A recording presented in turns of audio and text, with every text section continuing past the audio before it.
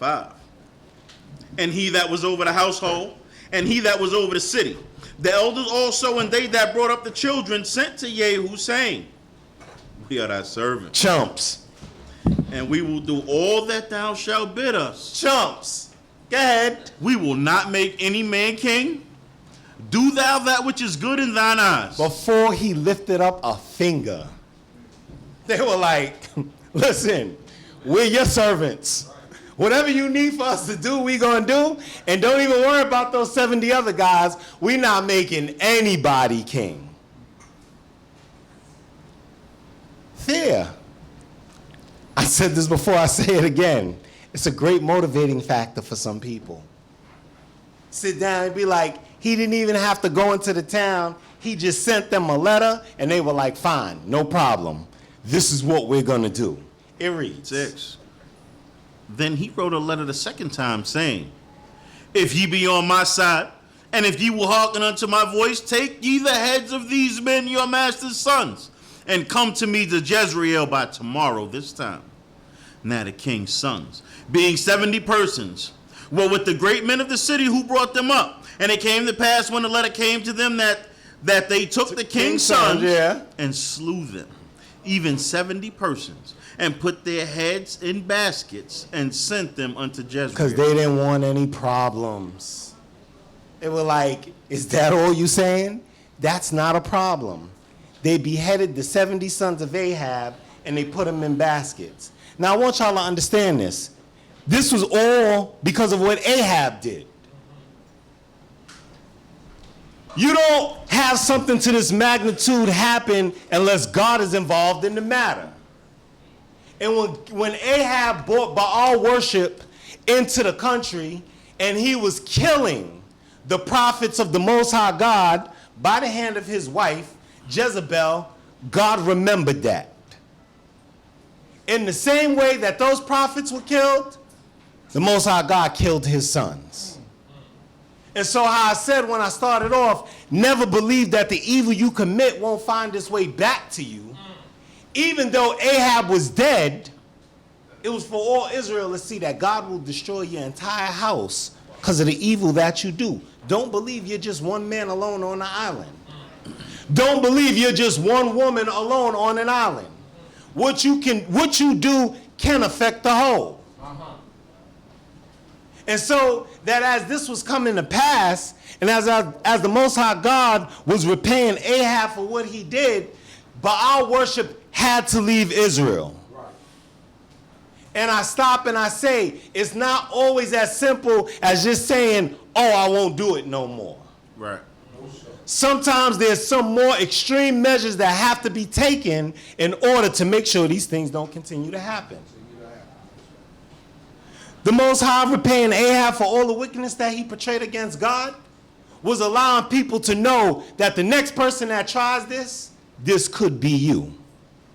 And so I stop and I ask us, are we learning from our forefathers' lessons, or are we thinking that won't be us? See, we haven't had the opportunity to meet a prophet. We haven't had the opportunity to experience somebody to the level of an Elijah or an Elisha, that when he prophesied these things, we see it happen in our lifetime. We're often looking at history and trying to keep it in context to what's happening in these days and times. But if God is forever, so is his prophecies. Right. So is the way he do things. So is the way that he operates. And so I stop and I look and I say, think about it. Even though you may have gotten away with something years before and seemingly think that God has forgiven you for it, there may be somebody else down the line that's going to repay you for what you did years ago. It goes on to read. 8. And there came a messenger and told him, saying, they have brought the heads of the king's sons. And he said, lay ye them in the 2 heaps at the entrance of the gate until morning. This guy was a master at this. Keep going. And it came to pass in the morning that he went out and stood and said unto all the people, ye are righteous. Behold, I conspired against your master and slew him. But who smote all these? You, Yehu! It was that. But you see what he did? The way he did it, this is what I'm trying to tell you when you get into people's heads. He's like, listen, I conspired to kill my master, but who did all of this? Because I was here with y'all, saying that this is what these people deserved. But in truth, he was sitting there putting himself on a higher pedestal so people could stop and say, hey, listen, that's not just a murderer over there. That's somebody that the Most High God has put into place because other people feel like how he feels. You see how Yehu did it? He's sitting there and he understood about power and how not to make himself always the bad guy. Right. And so when he created those two heaps and when he stood outside, he was grandstanding at that point. Because the fact of the matter was that everybody who threatened his kingdom was now dead. But he had to let the people now fall in love with him for who he was so that he would be accepted. And it came to pass in the morning, early in the morning, he did this. And so now that that psychological effect has taken hold of the people, he will be firmly established as the king of Israel. But I want y'all to see what he did after this. It reads 10. Know now Yeah. that there shall fall unto the earth nothing of the word of Yahweh, brought the Most High into it. Keep going. which Yahweh spoke concerning the house of Ahab. For Yahweh had done that which he spoke by his servant Elijah. Let's read that for a minute. Let us turn to 1 Kings chapter 21, verse 27. I want y'all to see how this goes. He very well understood what he needed to do to bring himself out of the situation. First, he pointed to what the people did, and then the next thing he did, he established it by saying, I'm fulfilling what God said earlier. It reads, And it came to pass, when Ahab heard those words, that he rent his clothes, and put sackcloth upon his flesh, and fasted, and lay in sackcloth, and went softly. And the word of Yahweh came to Eliyahu the Tishbite, saying, Seest thou how Ahab humbled himself before me? Because he humbled himself before me, I will not bring the evil in his days, but in his son's days will I bring the evil upon his house. so this ain't me. This ain't me. I'm just being zealous for the Lord. I'm doing what God wanted me to do.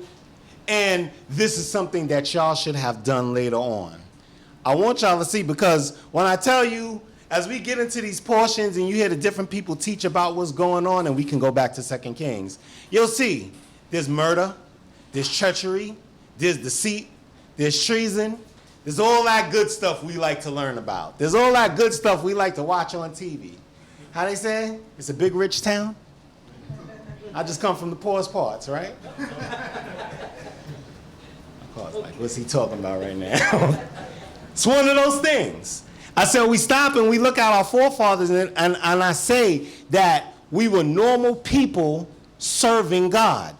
But the things that we see happen in life, it's like, listen, Israelites, when you stop and look at this, you see what put us into captivity. Because Israelites were doing whatever they felt like doing according to the day. It's like, listen, I want to be in power right now. This is what I'm going to do. Oh, this person was that's what I'm going to do. Oh, this person is a threat to my power. That's what I'm going to do. I sit down and I was like, when David instructed Solomon, he told him, he was like, listen, kill this person, kill this person, kill this person, and kill this person. That's how it's going to establish your kingdom. Later on, when we see Jezebel came along, she understood she couldn't be in power as long as the prophets of the Lord were around. So what did she do? She killed them. She killed this person, she killed that person, to the point where the prophet Obadiah had to hide 100 prophets, 50 prophets to a cave.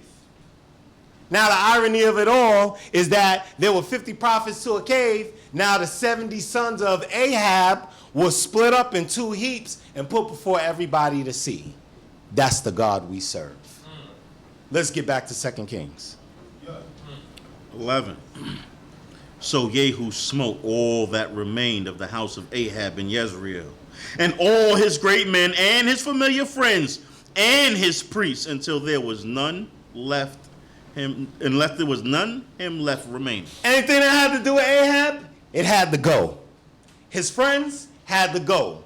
The priests obviously had to go because they were priests of Baal. But anything that had to do with Ahab, he was killing. It reads. And he arose and departed and went to Samaria. And he was at the shearing house of the shepherds in the way. And Jehu met with the brethren of Ahaziah, king of Yehuda, and said, Who are ye? And they answered, We are the brethren of Ahaziah, and we go down to salute the children of the king and the children of the queen. Now, obviously, they didn't get the memo. Obviously, they don't know that Jehu just got finished killing Ahaziah. Because obviously, if they knew that was happening, you would kind of think you'd flee. But they thought that it was all good. It goes on to read. 14, and he said, Take them alive. Right. And they took them alive and slew them at the pit of the shearing house, even 42 men, neither left he any of them. Anything that had to do with Ahab, he was killing. And all they said is they were going down to salute the children of the king and the children of the queen. And he already killed the children of the king and the children of the queen. But the fact of the matter remains is that Jehu was going to kill anybody who represented a threat to who he was. It reads. 15. And when he was departed thence, he lighted upon Jonadab, the son of Rechab, coming to meet him, Rechab coming to meet him, and he saluted him and said, Is thy heart right? As my heart is with thy heart? And Jonadab answered and said, It is. Yeesh. If it be, give me thy hand. And he gave him his hand, and he took him up unto the chariot. And he said unto him, Come with me, and see my zeal for Yahweh. So they made him ride in the chariot. And when he came to Samaria, he smote all that remained unto Ahab in Samaria, till he had destroyed them according to the word of Yahweh, which he spoke to Eliah. Now listen, I know this sounds like a lot of bloodshed. And I know there's a lot of people dying here. But the fact of the matter is that God was upset with a lot of people for a very long time. And Yehonadab just happened to be one person that Jehu trusted. And he stopped and he was like, Come and see my zeal for them. And everything that was left of Ahab, he said, at this point, now this person is going to die. It reads. 18. And Jehu gathered all the people together and said unto them, Ahab served Baal a little, but Jehu will serve him much. Now let me tell you something. We need a minute to talk about this. He just got finished slowing. He just got finished killing the prophets of Baal. I ain't do it though, bro. He just got finished killing the prophets of Baal. He just got finished killing the priests of Baal. He just got finished killing everybody that had to do with Ahab and Jezebel, who protected all the people to do with Baal. And now he comes out and he gathers all the people together and he says, Ahab served Baal a little, but Jehu will serve him much. Does this make sense to anybody in this room? Okay.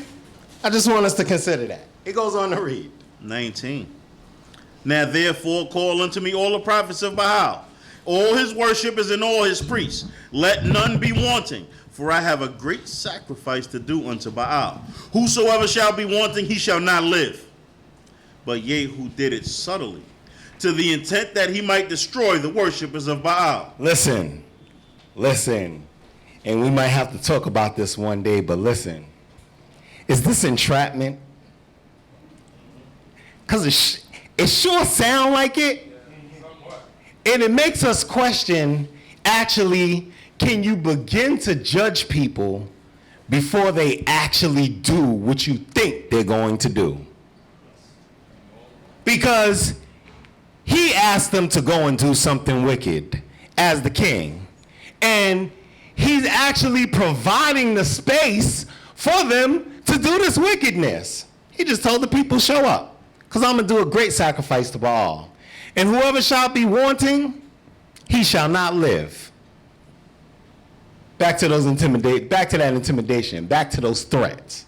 And I stop and I said, I want us to consider this, because there's a lot of times where in your mind you could think to do something, and you can very well change your mind along the way. But the part that we have to question ourselves at is, at what point can you say, yes, I'm going to judge this person for what they're doing? Because he was intent to get Baal worship out of the land. And anybody who showed up at this party, anybody who showed up at this sacrifice, anybody who came down there to do this, who still had it in their heart just a little bit, he was going to kill them. It goes on to read. 20. And Yehu said, sanctify a solemn assembly for Baal. And A solemn assembly. That's not I said it. That's Shemini I said it. That's what it says in the Hebrew. Not Shemini I said it, but the I said it. That's the solemn assembly. He's sitting down and he's like, sanctify a solemn assembly for Baal. Like at what point you willing to go this far for this, huh? But that's who Yehu was.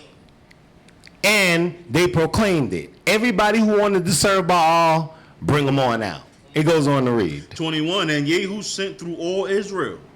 And all the worshippers of Baal came. So that there was not a man left that came not. Right. And they came into the house of Baal, and the house of Baal was filled from one end to the other. That's a lot of people.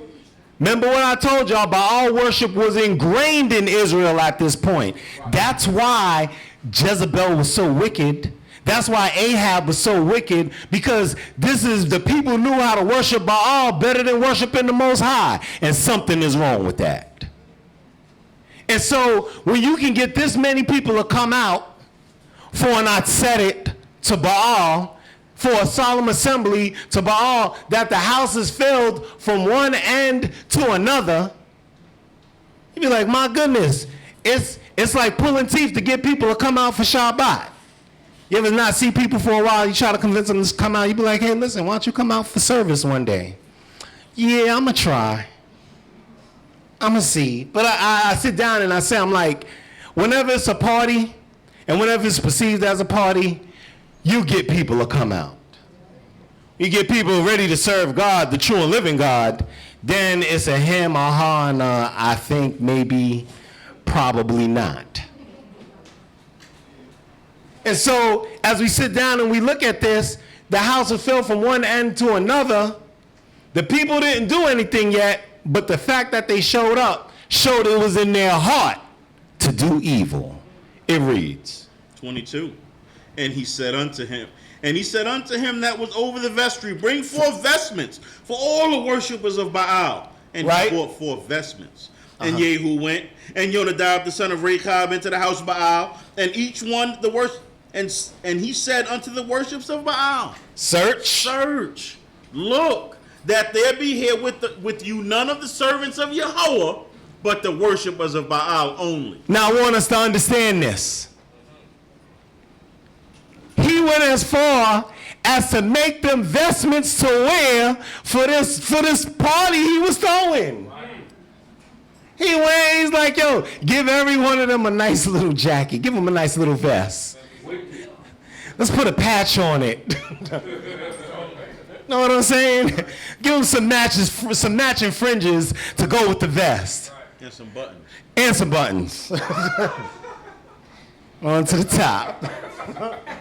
Y'all killing me right now.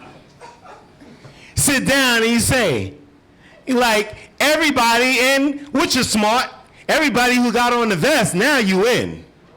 You put on the vest, you deserve for what you're about to get. Then he told Yehonadab, who he asked him, I'm telling you, this guy Yehu, he's a smart guy. He sat down, he told Yehonadab, he said, you go in there. He said, search out everyone who's serving the Lord.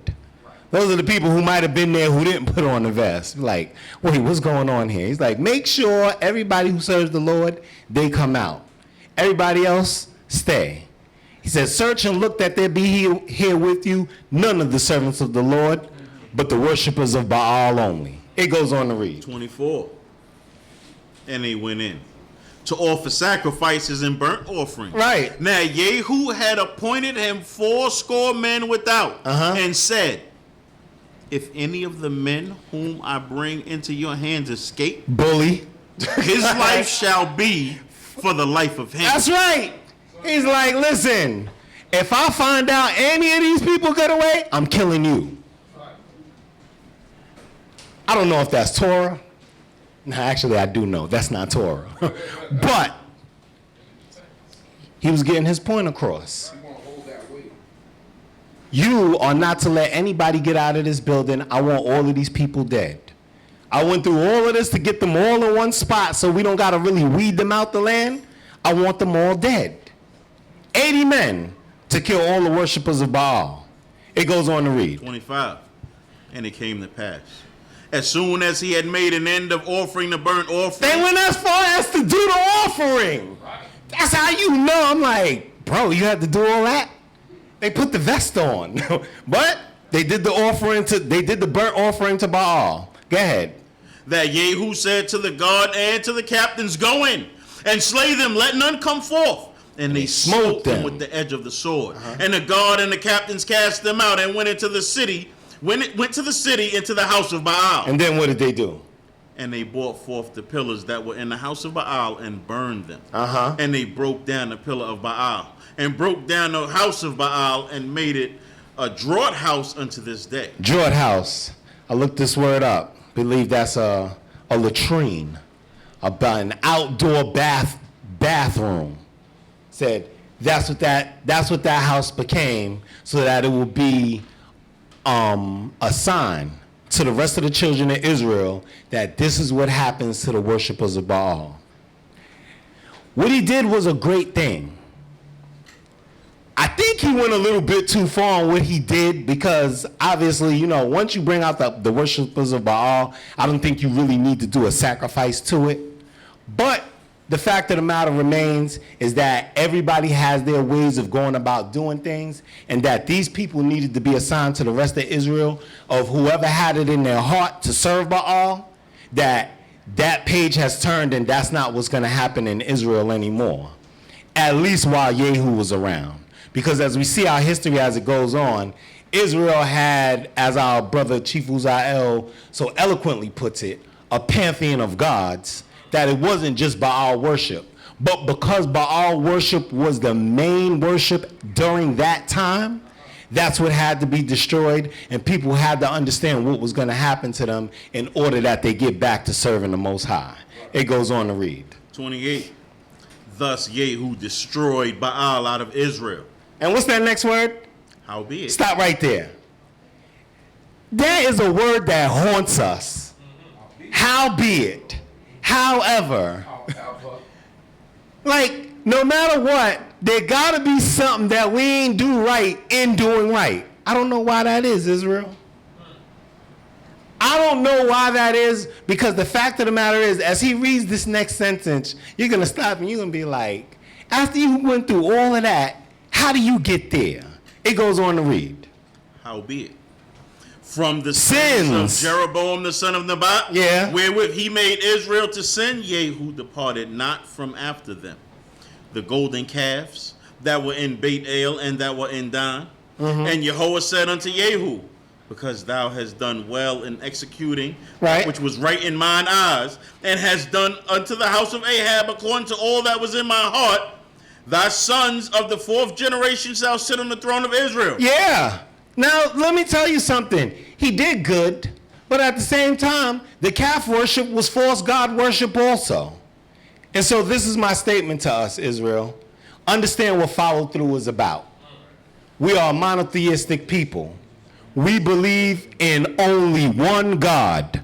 There is only one God. So even though you may get rid of one thing, and even though there may be certain sins that you don't perform in your life, get rid of all the sin you do in your life.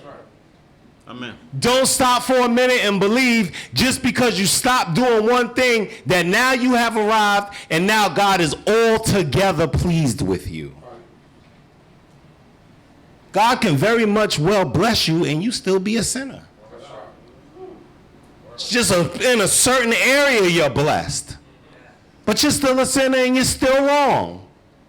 And don't live in the light of your blessing that because you do something well or because God has blessed you that he won't repay you for the sins that you do.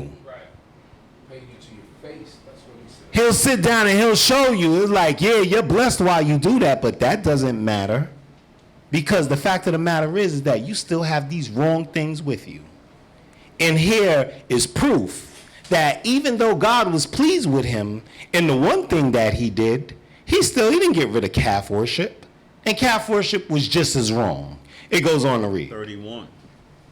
But Yehu took no heed to walk in the law of Yahweh, the God of Israel, With all his heart. He Go ahead. departed not from the sins of Jeroboam, wherewith he made Israel to sin. That's what I'm trying to tell you.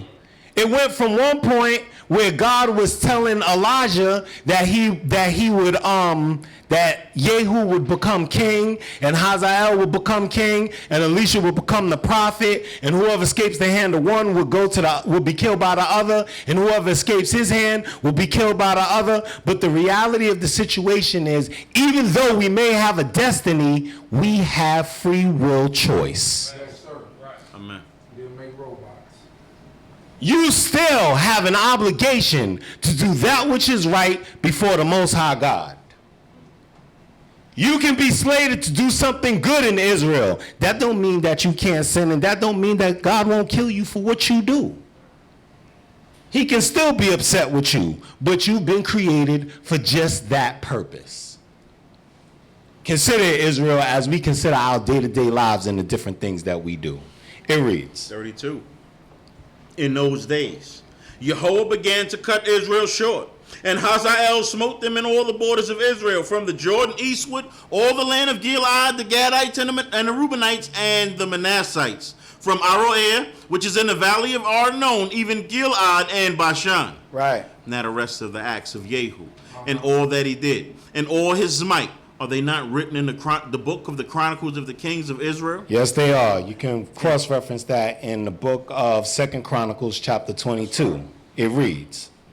And Yehu slept with his fathers, and they buried him in Samaria, and Jehoahaz his son reigned in his stead. And the time that Yehu reigned over Israel and Samaria was 28 years. Tosif.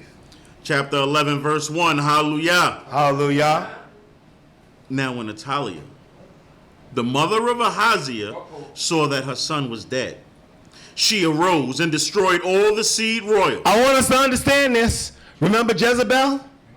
Athaliah was watching her. She watched how Jezebel rose to power, and she stopped and she said, I'm going to do the same thing. And so Jezebel took the approach to kill the prophets of the Lord. And then she introduced the people to Baal worship, and she used the clout of her husband to do so. Right. Athaliah, she went and she seen that Ahaziah, her son, was dead, and she knew her time was up. So what do? You destroy everybody who could possibly inherit the throne, so that everybody will stop and say, well, what do we do now? Oh, don't worry about it. I got y'all. Until we get to that point, I'll take care of this. So she destroyed all the seed royal, which was who? Her family. And that's wicked. That's a wicked thing, that you would stop and to think to destroy everybody that's your family members just to be in power. But it was a ruthless town. It was a big, rich town. I know I don't need to do that one again, right? We gonna focus. She was willing to destroy all these people and get rid of them to go into power, and that's how she made her way into power. It goes on to read. But Yehosheba, the daughter of King Yoram, sister of Ahaziah, took Joash, the son of Ahaziah, and stolen him away from among the king's sons that were slain, even him and his nurse, and put him in a bedchamber, and they hid him from Athaliah, so that he was not slain. What did I say in the beginning? Never believe that the evil you commit won't find its way back to you. Because here, this is what she did, and she thought, you hear, right? She arose and destroyed all the seed royal, or so she thought. She didn't get everybody. There was one left. And she didn't know that God's hand was in the matter. She didn't think that somebody would stop and save this baby. But it goes on to read. 3. And he was with her in the house of Yahweh 6 years, and Athaliah reigned over the land. And in the 7th year, Jehoiada sent and fetched the captains of hundreds and the Carites of the guard, and brought them to him unto the house of Yahweh. And he made a covenant with them, and took an oath of them in the house of Yahweh, and showed them the king's son. Now, as the author wrote this history and copied down this history, what ended up happening is this man Jehoiada, this can also be cross-referenced in 2 Chronicles, the 23rd chapter. And this man Jehoiada was a priest of the Most High God. And he went and he understood that this boy, who was now 7, it was better for him to sit on the throne than for this wicked woman to continue to reign in Israel. Because things were only going to get worse. Right. And you could not believe for a second that anybody who began to challenge her, she wouldn't have that person killed also. And so he went and he called for the captains over hundreds of the Carites and of the guard, and brought them to him into the house of Yahweh. Why? Because now it's time. This boy was going to go and become king, and with the tutelage of the priests, he was going to reign over all Israel. Now, let's be for real for a second, and let's just call it for what it is. Can a 7-year-old boy have the knowledge, wisdom, and understanding to understand how to rule over an entire nation? No.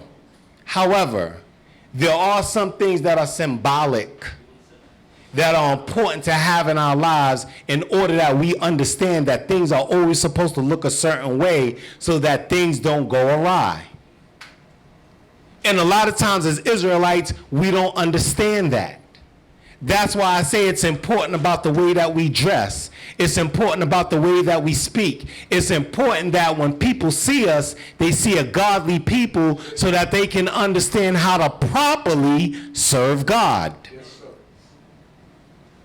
People stop and they hear you curse every 10 minutes and they go, oh, it's okay to serve God and curse every 10 minutes.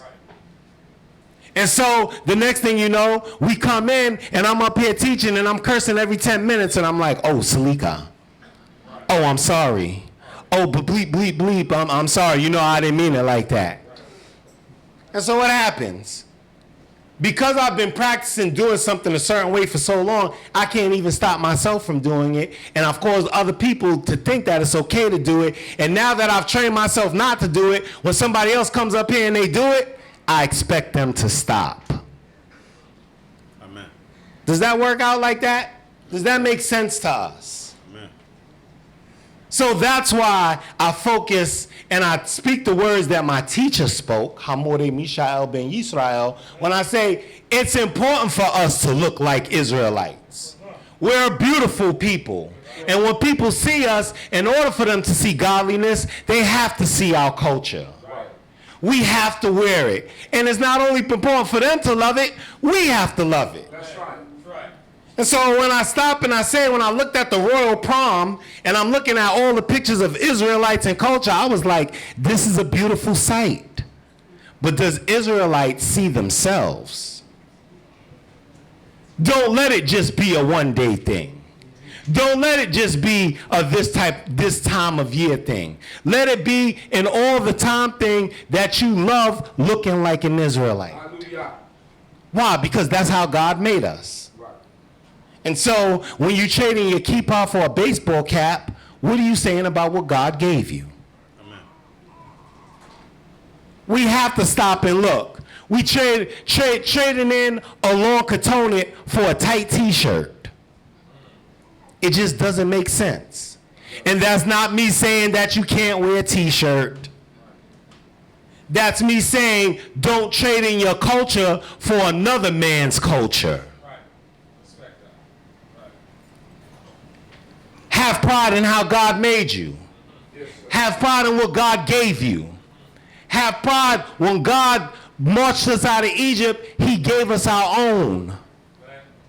And so the same way when we marched out of Egypt and we were on a high, we need to get back to that high. Because as we see in today's lesson, we went from a low in Egypt to a high when we marched out of Egypt to eventually going back down to a low. Right.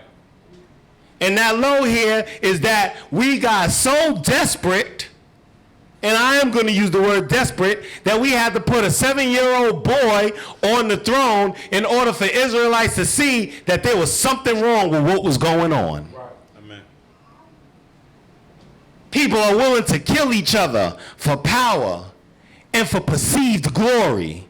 And it didn't even last that long. She ended up being a queen, and we're going to get there in a second. She ended up being a queen for 6 years. Think about what you was doing 6 years ago and think about now. And to think, what is it, 2018? I'm going to die by 2024 because of what I did in 2018. Is that where we're at? For momentary satisfaction, for momentary power, for things, for not considering God when we should have considered God. And this man, Yehoiada, he understood what was right before God, and God was going to end up blessing him for it. That's not in this chapter, but you'll see later on. God will bless him for what he would do. And I'm sitting down and I'm saying, when you got to stop and make a covenant with people that you're going to make a 7-year-old boy king, there's something wrong in Israel. And the fact of the matter is, we see the wrong things going on in Israel, and a lot of times we would rather whisper about it instead of addressing it. That needs to change. It reads. 5. And he commanded them, saying, this is the thing that ye shall do.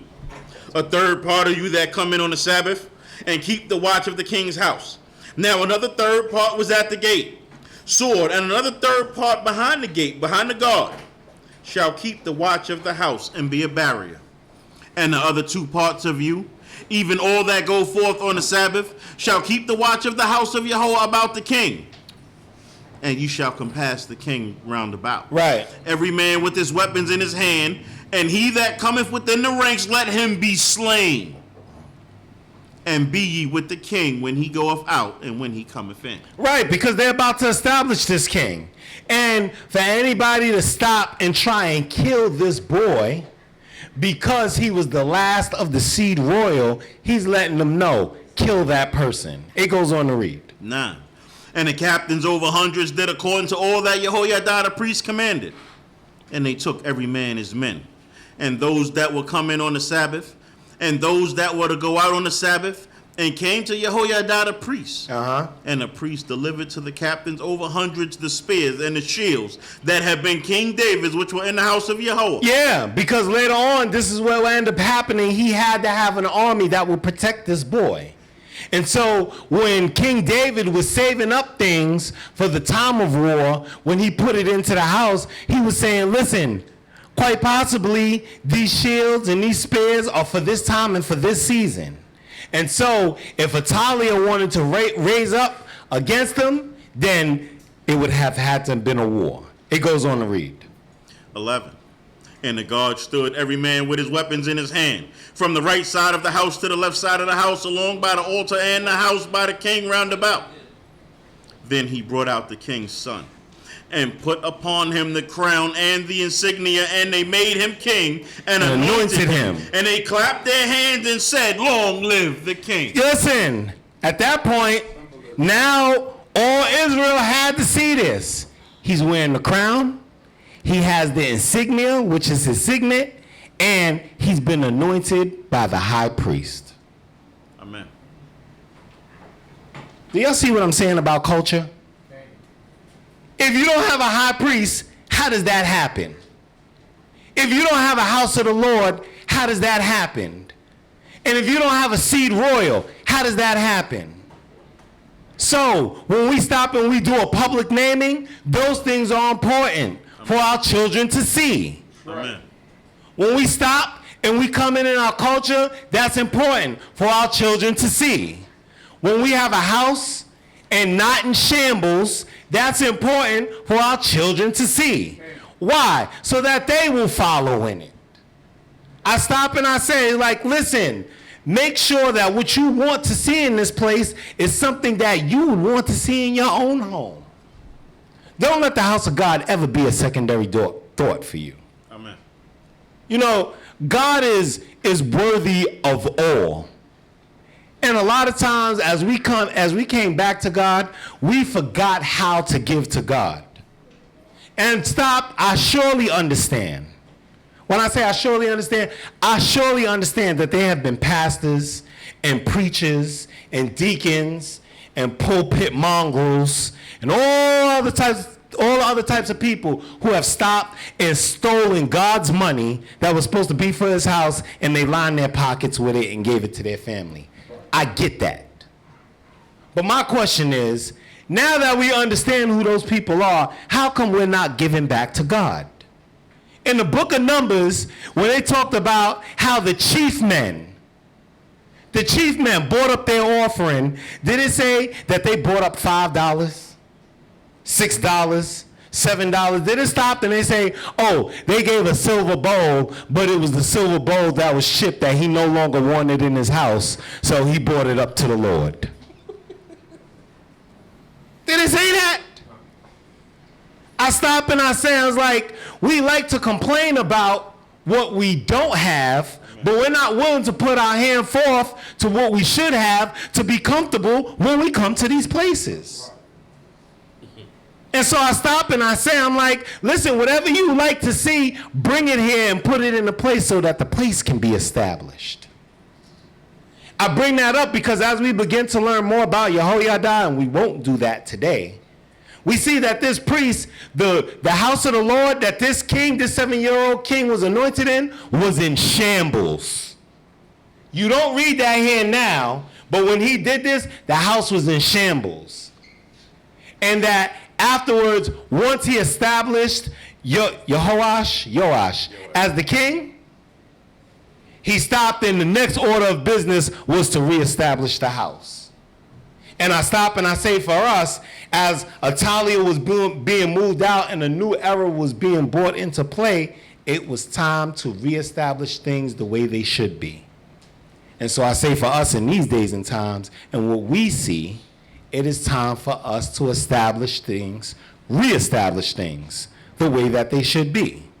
And so at this point, as we continue in our history, they're saying, long live the king.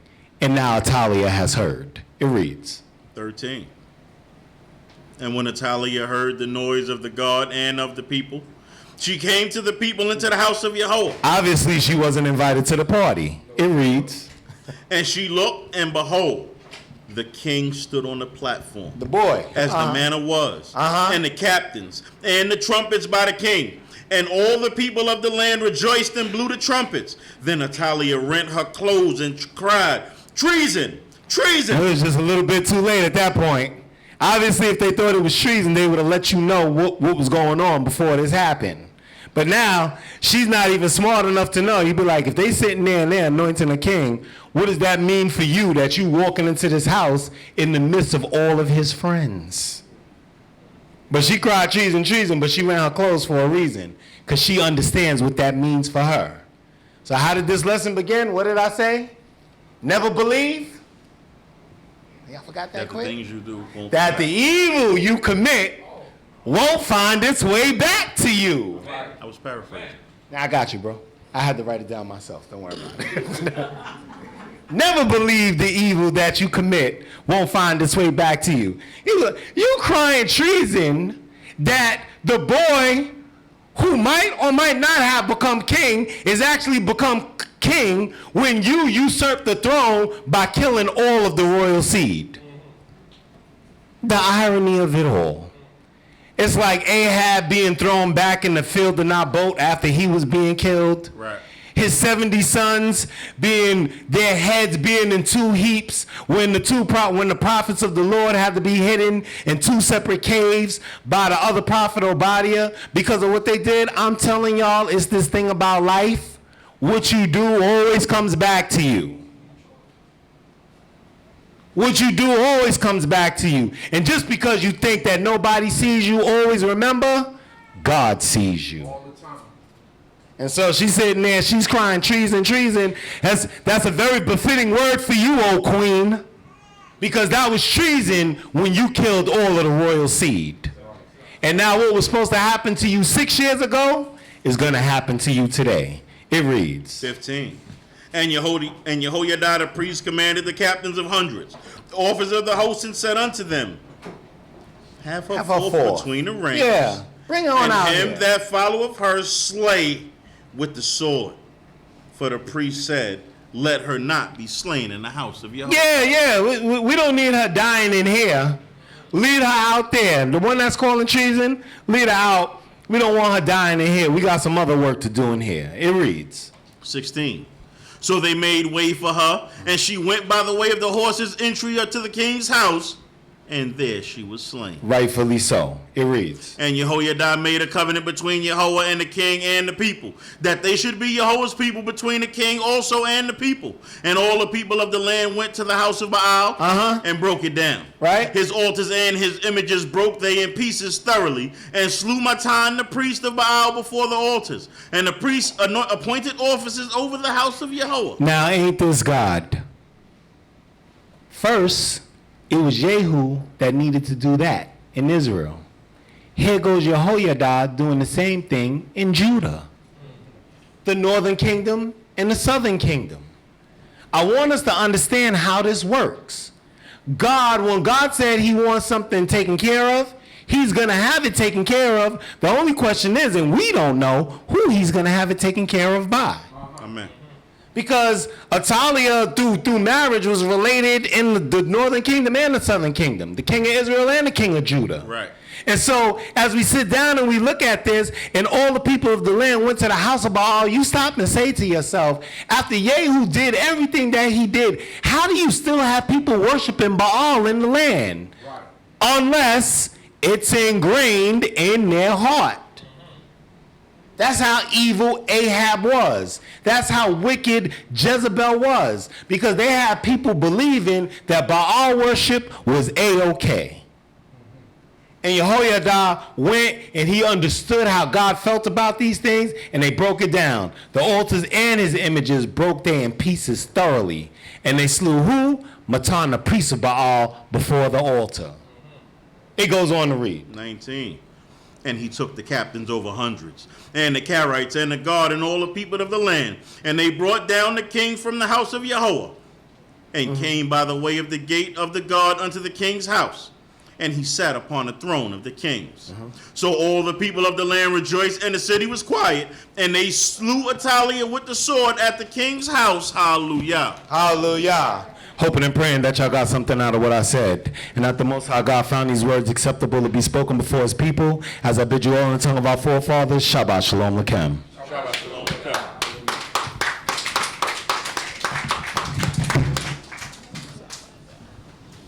I'd like to thank Moreh Yeftahk for those words, for the understanding that the Most High God has given them, for bringing that history that's very important.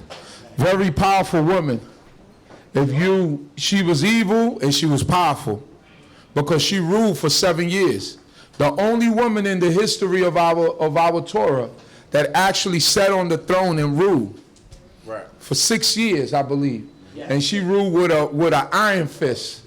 She was trying to kill any competitors, you know. So with our history come the good and the bad, and that's why I always say that our book is true, because